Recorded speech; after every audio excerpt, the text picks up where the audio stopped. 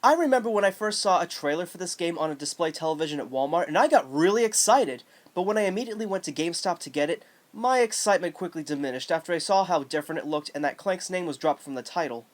As always, I opened my mind and played it. At first, I was really unsure about why the game was entirely battle arenas, but after a while, I really started enjoying it. So Ratchet Deadlocked, or Gladiator as it's called in PAL regions, takes place a year after the events of Up Your Arsenal, where Ratchet, Clank, and Big Al are now in control of the Starship Phoenix, but they are quickly captured by a shark-like man named Gleeman Vox, also voiced by Michael Bell, who runs an illegal combat sport called Dread Zone, where heroes from all over the galaxy have to kill each other for viewer entertainment. Ratchet is forced to fight great odds, as well as a team of elite gladiators known as the Exterminators, one of which is an arrogant, self-obsessed jerk named Ace Hardlight, who is the main star of the show, and he makes for a pretty decent villain as well, even though we've seen this sort of character before. Clank does not fight alongside Ratchet, but instead is partnered with two BattleBots named Merc and Green. Fortunately, they both have great personalities and work off each other fairly well. During combat, they fight enemies with a variety of purchasable weapons, and they can also be commanded to turn bolt cranks, hack security nodes, provide a holo shield, and other such advantages. The battle arenas are nothing like they were before. Here, you'll have a series of different challenges with either time limits, objectives, or kill counts, but the variety is so large that it never feels stale.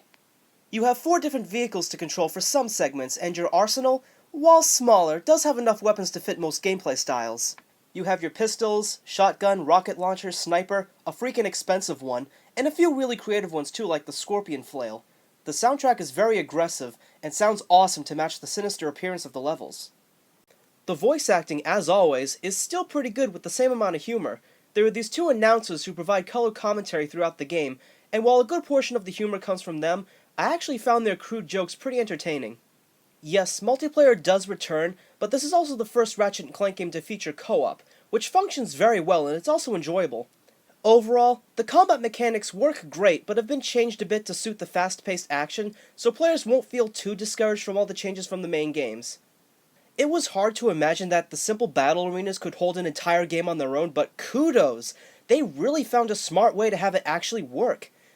This was the last game that Insomniac released for the PS2, but it's also downloadable for PS3.